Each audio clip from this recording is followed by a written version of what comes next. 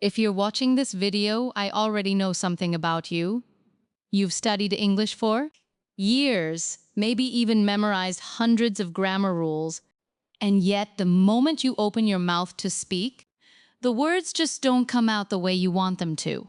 You freeze, you translate in your head, you second guess every sentence before you even say it. And today, I want you to hear something that might surprise you. This isn't because you're bad at English. It's because you were taught to memorize a language that was meant to be felt. This lesson can change the way you speak English. Not by giving you more rules to remember, but by teaching your ears and your mouth to work together the way they did when you learned your very first language. Think about it. No child ever memorized a grammar book before they started speaking. They listened. They repeated. They made mistakes, and nobody stopped them. That's the secret most English learners never realize. Fluency isn't built in your brain first. It's built in your ears. Today, you're going to discover the real reason your speaking feels stuck, even when your vocabulary is strong and your writing is solid. The biggest mistake isn't your grammar. It's that you've been training your eyes to read English instead of training your ears to hear it and your voice to shadow it back. Naturally, rhythmically, like music.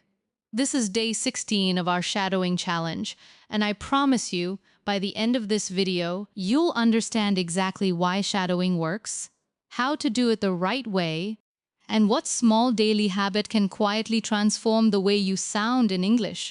You don't need to be perfect. You just need to keep showing up the way you have for 15 days already.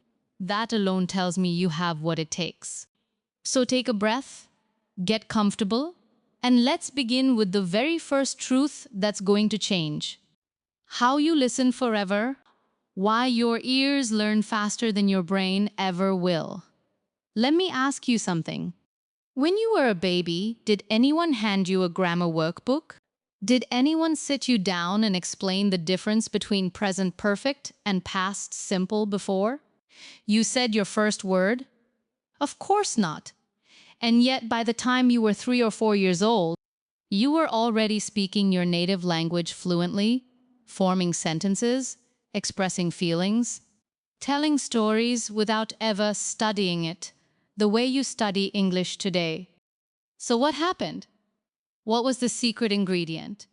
It wasn't your brain that learned first. It was your ears.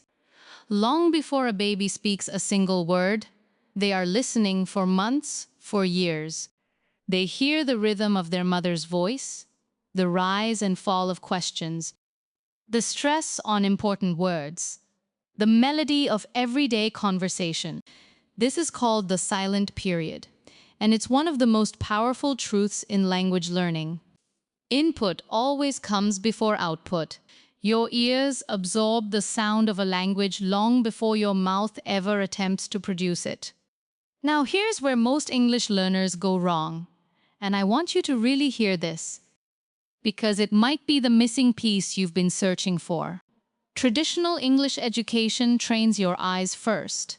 You read words on a page, you memorize spelling, you study grammar charts, and only after all of that are you asked to speak. But that's backwards. That's not how human beings are wired to acquire language. You're trying to run before your ears have even learned to walk. This is exactly why you can read an English sentence perfectly, understand every word in an article, and still freeze when someone asks you a simple question in real conversation. Your eyes learned English. Your ears never got the chance. Your ears, on the other hand, learn differently and honestly, more efficiently. They don't need translation. They don't need rules explained in a textbook. They simply need exposure, repetition, and rhythm. When you listen to natural English again and again, the same phrases, the same intonation, the same flow, your brain quietly starts recognizing patterns without you consciously memorizing anything. It becomes intuitive. It becomes automatic. That is the real definition of fluency. Not knowing the rule, but simply feeling what sounds right. This is why shadowing, the very practice we're building together in this challenge, is so powerful. It goes straight to the ears first, then to the mouth, skipping the slow, exhausting detour through translation and grammar analysis. You listen, you imitate, you repeat, and little by little your ears start doing what they were always capable of doing: learning language the way nature intended. So if you've ever felt frustrated that your English feels stuck, I want you to release the guilt today. You were never taught the wrong way on purpose. You just never had the right method until now. And that changes starting today. The silent habit that secretly builds real fluency. Here's something nobody tells you when you start. Learning English, the people who become truly fluent are rarely the ones who study the hardest. They're the ones who build one quiet, unglamorous habit. A habit so simple it almost feels like it shouldn't work. And that habit is daily focused listening. Not listening as background noise while you scroll your phone. Not listening passively while your mind wanders somewhere else. I'm talking about active, intentional listening. The kind where every single day, even for just 10 or 15 minutes, you sit down and truly absorb the sound of English. This is the habit most learners skip because it doesn't feel productive. There's no new vocabulary list to show for it, no grammar rule to write down, no visible proof that you're improving. And in a world that trains us to chase visible results, this silent habit gets ignored, even though it's doing more for your fluency than almost anything else you could be doing. Think about what happens inside your brain during consistent listening practice. Every time you hear a natural English sentence, with its rhythm, its stress, its little contractions and connected sounds, your brain quietly files it away, not as a rule to memorize, but as a pattern to recognize. Do this once, and nothing much happens. Do it every single day, and something remarkable starts to build. Your brain begins predicting language before you even consciously think about it. You start understanding native speakers without translating in your head. You start noticing when your own sentences sound off, even if you can't explain why. That instinct, that inner sense of right and wrong in a language, is not learned from a textbook. It's built silently. Repetition by repetition, day by day. This is exactly why we're on day 16 of this shadowing challenge, and not day 1.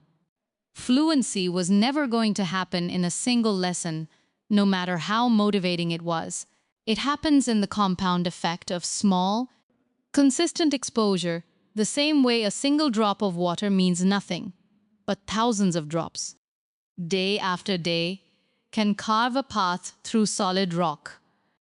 Your English fluency is being carved the exact same way, whether you can see it yet or not. And here's the beautiful part. You don't need hours. You don't need a perfect environment. You don't need to feel motivated every single day.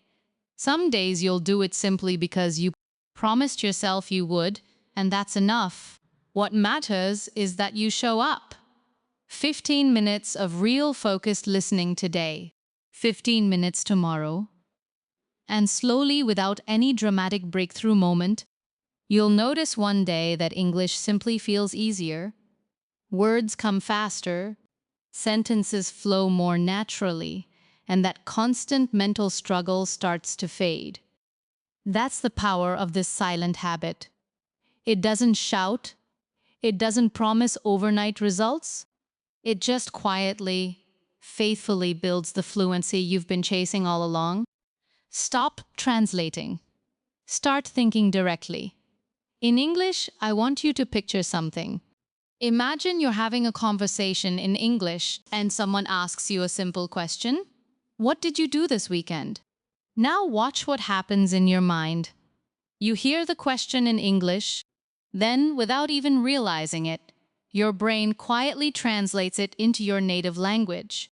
You think of your answer in your native language, then you translate that answer back into English, word by word, searching for the right grammar, the right vocabulary, the right order, and by the time you finally open your mouth to speak, 3 or 4 seconds have passed.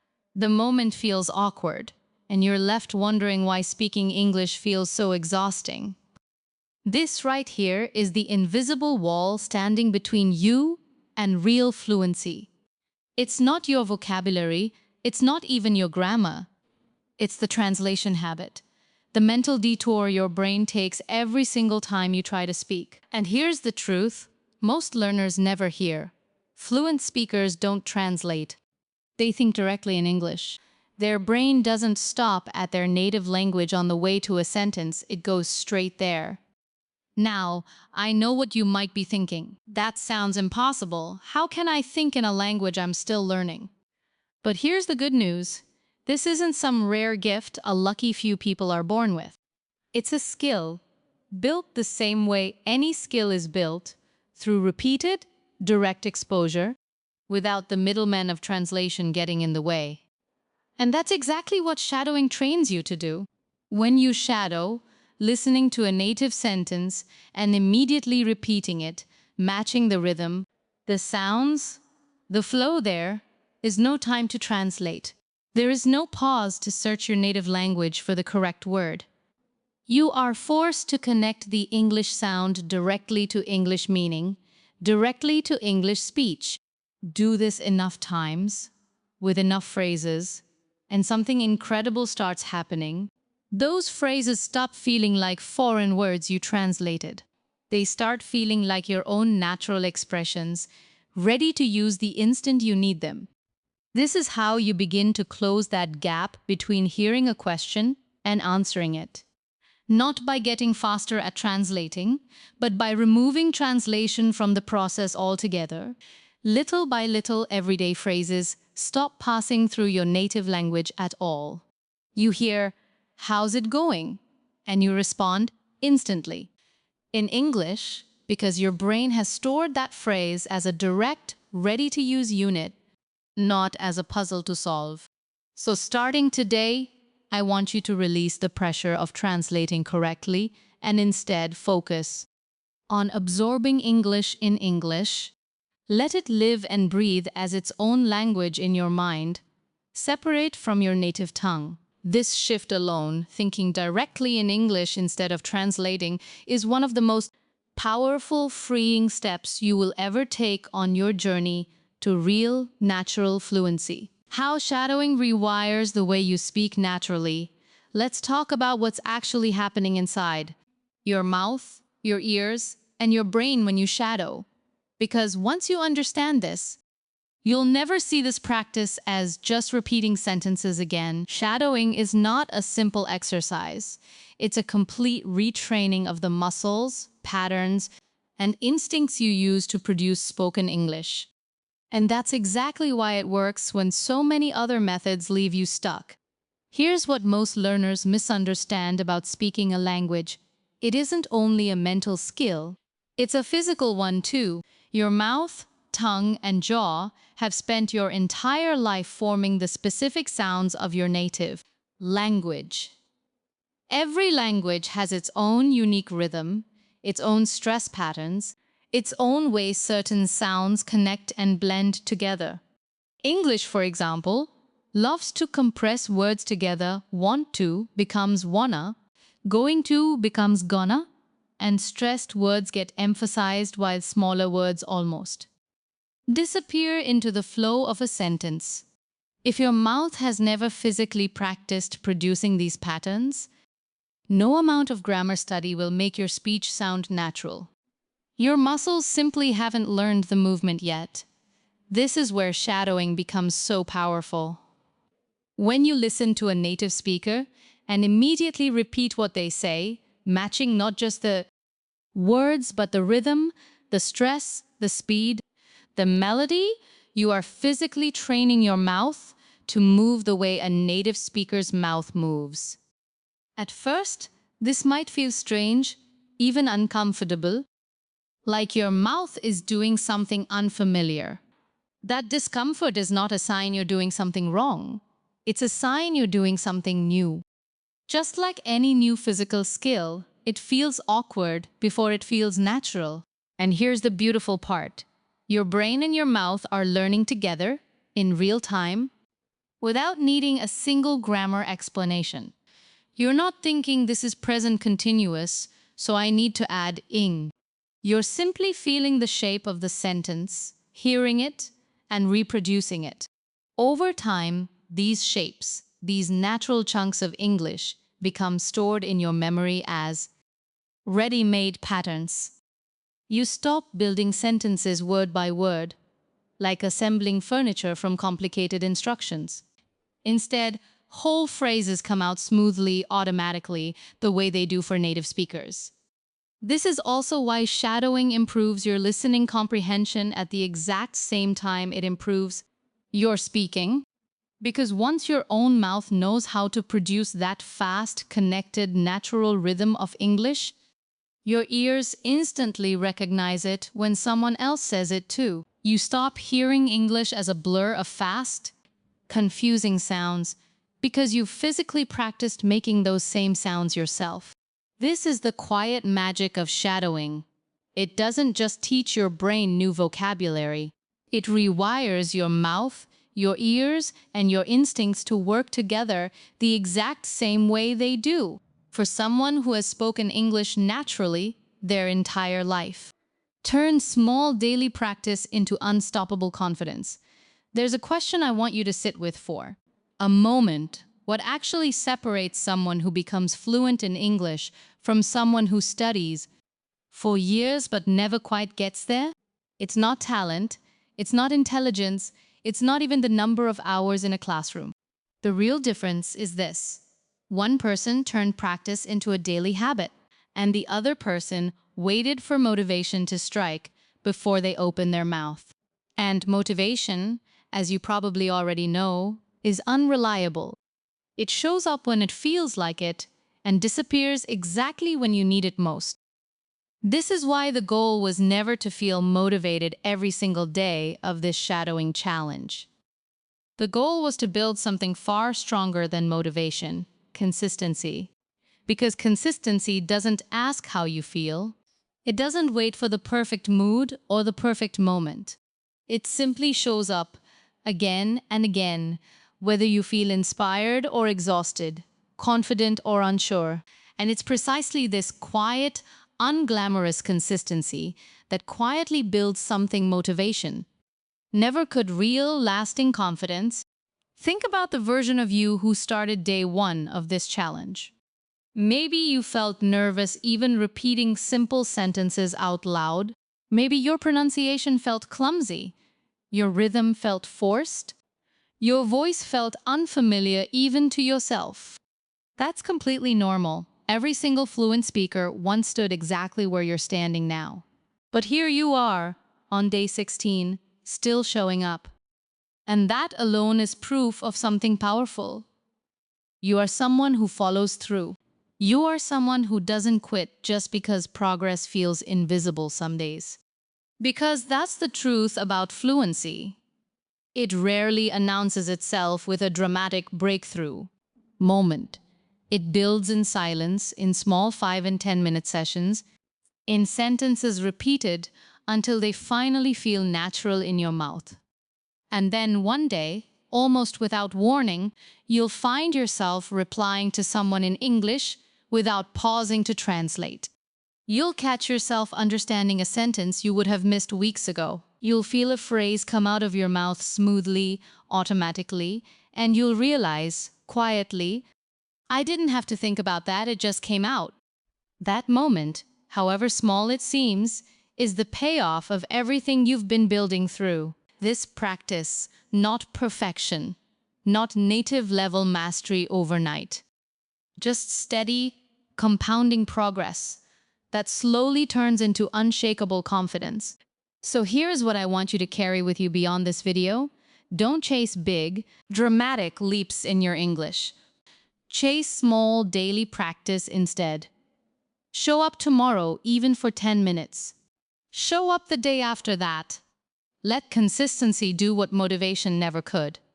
Because every single fluent English speaker you admire was once exactly where you are right now.